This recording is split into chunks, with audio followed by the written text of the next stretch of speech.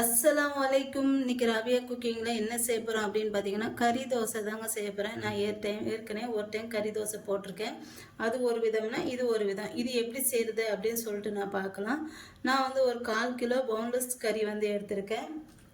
இந்த பாருங்க, நல்லா முள்ளெல்லாம் எடுத்துகிட்டு இந்த மாதிரி சவ்வெல்லாம் எடுத்துகிட்டு நல்லா கழுவிட்டு எடுத்து வச்சுருக்கேன். இப்போ இதை வந்து குக்கரில் வந்து சேர்த்துக்கலாம். நல்லா கழுவிட்டு நல்லா தண்ணி வடிச்சிட்டு சேர்த்துக்கோங்க. அடுத்து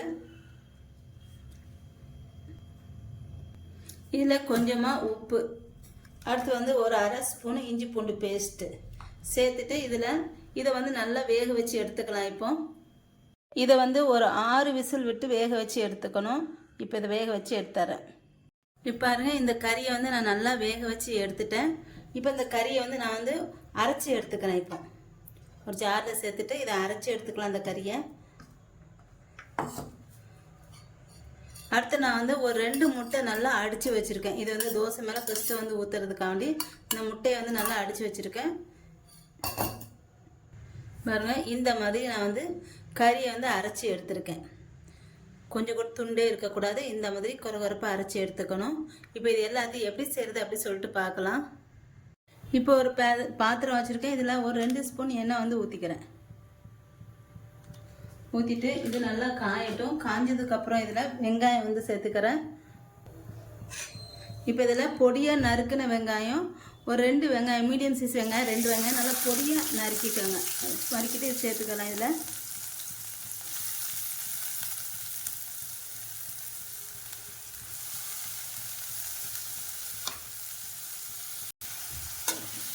இப்போ இந்த வெங்காயத்தை நல்லா வதக்கிக்கலாம்.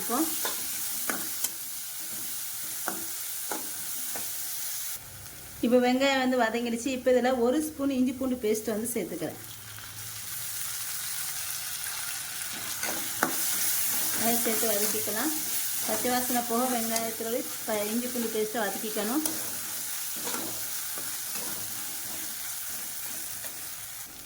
இப்போ இதில் ஒரு 1/2 ஸ்பூன் மிளகாத்தூள் வந்து சேர்த்துக்கிறேன்.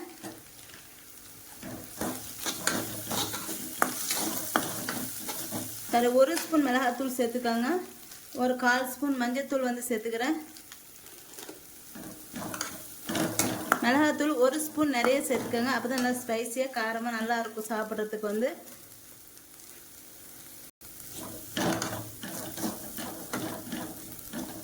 இப்போ இந்த எண்ணெயில் இந்த மிளகாத்தூள் வந்து நல்லா வதங்கினதுக்கப்புறம் இதில் வந்து ஒரு தக்காளி, பெரிய தக்காளியாக ஒரு தக்காளி நான் பொடியாக நறுக்கியிருக்கேன். இதையும் வெங்காயத்தையும் நல்லா பொடியாக நறுக்கிக்கோங்க. அதேமாதிரி தக்காளியும் நல்லா பொடியாக நறுக்கிக்கோங்க. இதில் சேர்த்துக்கலாம். அதோடு கொஞ்சம் மல்லியெல்லாம் சேர்த்துக்கிறேன்.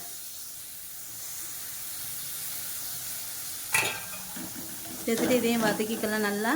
இது வந்து நல்லா பேஸ்ட் மாதிரி நல்லா வதங்கிடணும். அடுத்து இதில் உப்பு வந்து சேர்த்துக்கிறேன். நம்ம கறியில் கொஞ்சம் உப்பு சேர்த்துருக்கோம், அதனால் கொஞ்சம் கம்மியாக சேர்த்துக்கோங்க உப்பு இதில்.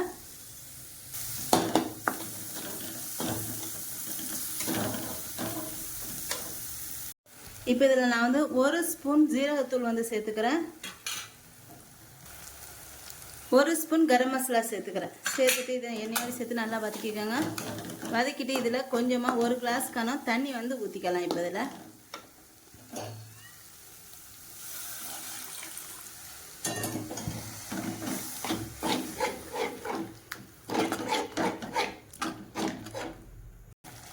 இப்போ இந்த மசாலா வந்து நல்லா பச்சை வாசனை போக நல்லா கொதிக்கணும். கொதிச்சதுக்கப்புறம் இதில் அரைச்சி வச்சுருக்க கறியை வந்து சேர்த்துக்கலாம்.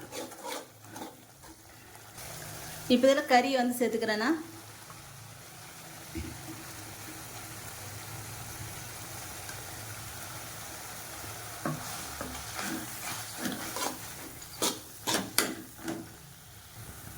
அடுத்து இதில் கடைசியாக நான் வந்து 1 ஸ்பூன் மிளகுத்தூள் வந்து சேர்த்துக்கிறேன்.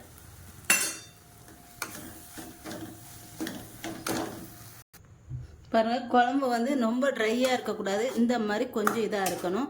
ரொம்ப ட்ரையாக இருந்தாலும் நல்லா இருக்காது. அதுக்காண்டி இந்த பாருங்கள், ரொம்ப ட்ரையாக இருந்துச்சுன்னா கொஞ்சம் தண்ணி வந்து ஊற்றிக்கோங்க. பாருங்கள், இது ரெடி ஆகிடுச்சு. இப்போ இதை இறக்கி வச்சுட்டு தோசை வந்து சுட்டுக்கலாம்.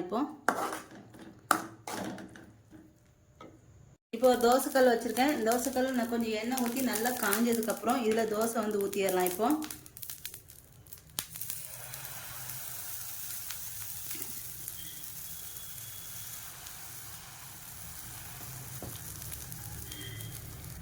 இப்போ இது மேலே கொஞ்சமாக முட்டை வந்து ஊற்றிக்கிறேன்.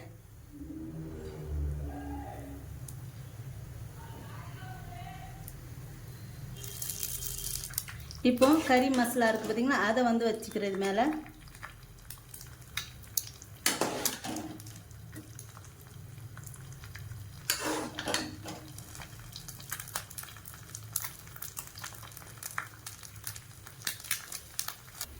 இப்போ இதில் வந்து ஒரு அரை ஸ்பூன் பட்டர் வந்து சேர்த்துக்கிறேன்.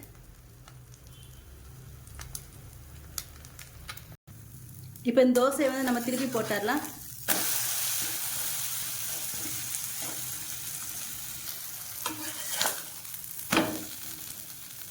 அவ்வளோதாங்க. இப்போ தோசையை வந்து எடுத்துடலாம். இப்போ இதே மாதிரி இன்னொரு தோசை ஊற்றிக்கிறேன். இதே மாதிரி ஒவ்வொரு தோசையாக சுட்டு எடுத்துக்கணும்.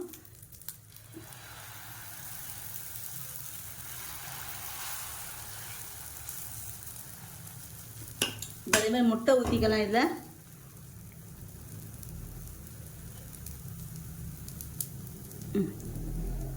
ஊற்றிட்டு இதுக்கு மேலே கறி மசாலா வந்து வச்சிடலாம்.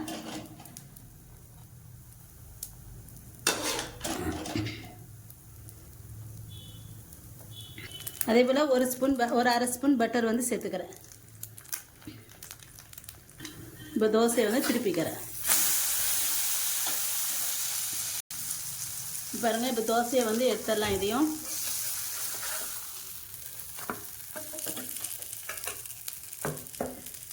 வந்திருக்கு பாருங்கள். இது ரொம்ப சூப்பராக டேஸ்ட்டாக நல்லாயிருக்கும்.